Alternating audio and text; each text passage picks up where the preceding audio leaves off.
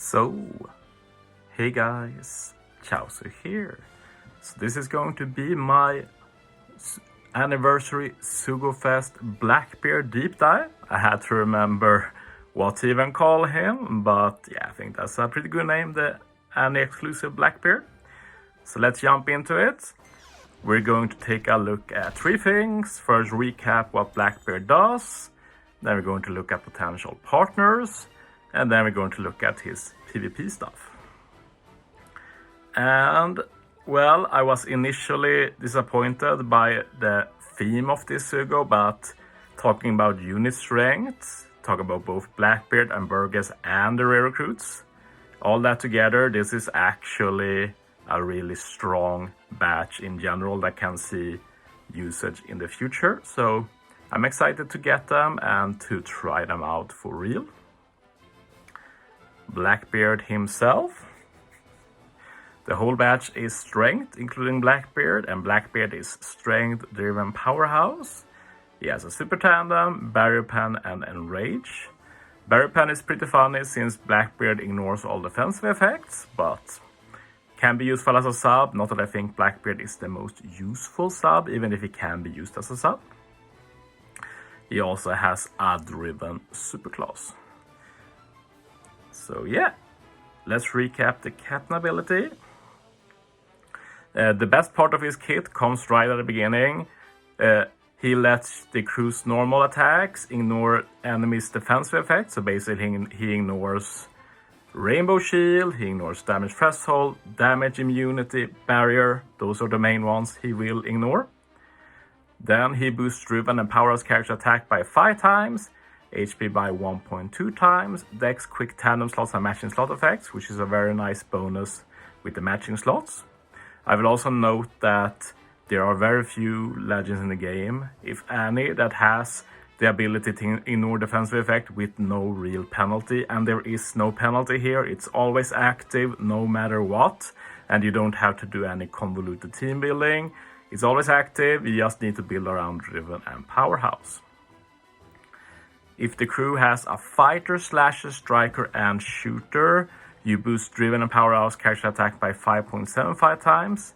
And I think that might be one of the harder parts of this unit to build around that class restriction. Like, it's not required, but there's a big difference between 5 times attack and 5.75 times attack. One saving grace for this unit is the fact that he works so incredibly well with his batch, like the batch is legit strong together. So in a lot of cases you can reliably use Blackbeard, use Burgess, 1 or 2 of the rare recruits. You're able to fit most of the classes just by adding those, and then you can hopefully fit the remaining ones after. Another very cool bonus to this kit is that if crew applies a threshold effect with a special, you convert that to boost damage dealt to increase damage taken enemies by 2.25 times for 1 turn. And yeah, it just replaces that. And that is really strong, of course, especially since Blackbeard himself with his special can apply increased damage taken to all enemies, ignoring full immunity. So yeah, really strong, really good kit. And ignore defensive effects is one of the most powerful kits you can have. So it's really nice to always have it active. And having it on a really strong legend. Of course, Blackbeard is also pretty slow, no CD reduction or such, but I still think he'll be very useful, mainly for stuff like Power King adventures. Okay, as for can take the super first. And yeah, you need any of the Blackbeard pirates, which includes Kusana, of course. Or you need to have 5 units with enrage potential ability. They started doing this recently, they did with Roger and Odin as well. Pretty weird. You'll basically never think about it, so incredibly niche, but sure, better than nothing. And you will apply 8% damage reduction status on enemies for 6 turns. You will reduce death up by 6 turns. And you will boost the effects of superclass of driven up to 1.5 times for 1 turn, and driven becomes super driven. So a lot of cool stuff here, as already covered. Blackbeard will ignore defensive effects, so giving the enemy damage reduction literally does nothing. You don't need to remove it, it can be there, Blackbeard will do as much damage as always. It's very cool though that he can remove Def Up, because the one weakness for units ignoring defensive effects is the fact that they can't ignore Def Up. It needs to be removed, Blackbeard can remove it. This is really strong. We also have units like V1 Carrot with level 11 break, who also ignores defensive effects and has Death Down, setting defense to 0 with level limit break. Super useful as well. Blackbeard will also be useful for this. And yeah, he will get higher stats, higher attack stats for 1 turn. Usually Superclass boosts stats by 1.2 times. Now it gets buffed to 1.5 times. So yeah, just more extra damage. And this is a unique ability only to Blackbeard so far. But we'll probably see it on more units.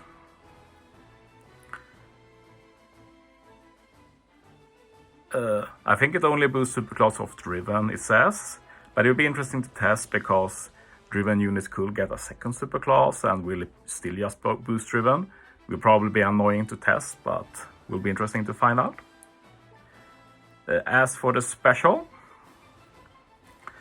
and yeah, if the enemy has damage reduction or damage threshold with 6 or more turns remaining when special is launched, you apply increased damage taken to all enemies by 2.25 times for 1 turn, ignoring full immunity. And as already covered, Superclass, you guarantee apply 6 turns damage reduction to the enemy. This means that when you use the special, it doesn't matter if the enemy put it up themselves, we put it up for them. We will get that increased damage taken ignoring full immunity. And if someone then on the crew uses damage threshold removal, damage threshold application for yourself, Captain Billet will give us the increased damage taken conditional. So Blackbeard enables both the increased damage taken through full immunity and the conditional to increase damage taken. So super strong. If crew has 5 or more of the same slots from Strength, Dex, Quick Recovery Tandem, you get that 3 turns or boost for Strength, Driven and Powerhouse that cannot be removed. And you also buff the attack boost by a further plus 0.25. And you change Blackbeard's own slots, including block to tandem. If crew has 5 or more of the same slots from block, psi or int, you change all slots, including block to empty. Change the attack multiplier of empty to 2.25 times for 3 turns. Strength, Driven and Powerhouse gets a 3 times Orb boost for 1 turn. After a turn has passed, they get a 2.75 times Orb boost instead. And you apply increased damage taken to all enemies by 1.75 times for 1 turn. A lot going on there, basically. The main thing to consider is that you need at least 5 of the same orb for him to do anything. If he doesn't have that, he won't give any of the orb boosting stuff. So this is something he will need help from the team, either by Legend Burgess, for example, or another unit. We're going to look at some examples later. And yeah, we apply the orb boost then. And basically the best variant, I'd say, is if you have Strength, Dex, Quick Recovery Tandem, since you get 3 times for 3 turns, and you can't have it removed in any way. If you have block, psi, int, it gets a bit weaker after the turn has passed, but you can potentially apply increased damage taken as well on the next stage. But it doesn't go through full immunity, which makes it a bit less valuable, and it's not as strong as well. So yeah, basically, you can either use this stage 4 and keep a big orb boost for final stage, or you use this the final stage and you can both get a big orb boost that lasts a long time and can potentially counter Intimidate, which is becoming very common nowadays. And you can also get that increased damage taken from Blackbeard's own special, as well as the Superclass buff that only lasts 1 turn. So he's a bit weird in that you can use him to keep buffs for 2 stages, but it's better to use everything on the final stage to get the maximum value of the buffs. So you have to consider that when team building with him, what you want out of him. But yeah, all of the effects are very strong, of course. Super Tandem, not really great until level 3 when you need 2 units, but even at level 5 you still need 2 units, and all of the units are Blackbeard pirates, and that like, it's the same as with the Treasure Metal Legend Blackbeard. He also needs 2 Blackbeard pirates, makes it hard to build around. But as said, at least this Blackbeard has a legit good batch that can legit be used with him to good results. So I'm not as worried for him with that. And yeah, you get a 2.5 times Driven and Powerhouse attack boost tandem, which is pretty okay. And you also increase the ore boost by a further plus 0.25, so it's not bad, but it's not a top tier super tandem, which will have been weird since Blackbeard is not a super Sugofest legend. But yeah, it's definitely usable and adds some nice extra damage.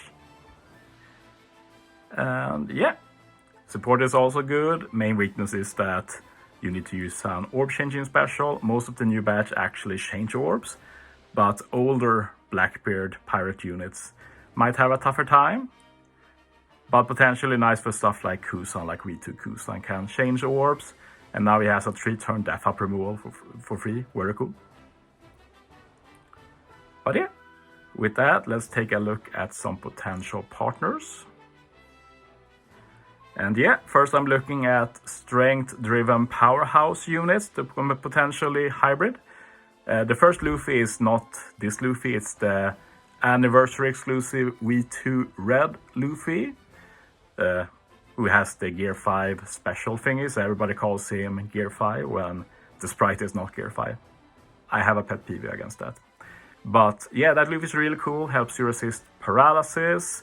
You can do an attack boost if you get the special back, which is easy with that Luffy. You can even get a chain boundary. So both those buffs have great synergy with Blackbeard. You also have a great final tap. And if you do a mono strength team, you can add all damage back again, like Luffy Crew's final tap. Really strong, might be one of the best hybrids for Blackbeard overall. X-Trait, pretty nice. You resist special rewind. You can get an attack boost and chain boundary, which is buffs that Blackbeard don't give himself. Doffy, pretty nice since he resists special bind as captain. And if you're able to get an attack boost as well from maybe Burgess, Doffy does some nice extra boost like base attack boost and chain boost. Ulti nice, resisting the spear, giving more chain with special, also base attack. Her conditional clashes with Blackbeard, so not the best synergy in that way, but could be a decent sub otherwise. Finally, Akainu, not really saying you should use him, even if he's not bad, since he does guarantee full board of strength and also gives a big attack boost. But the main thing you're using for is his support, which is an easy way to get a full board of strength orbs, which Blackbeard really appreciates.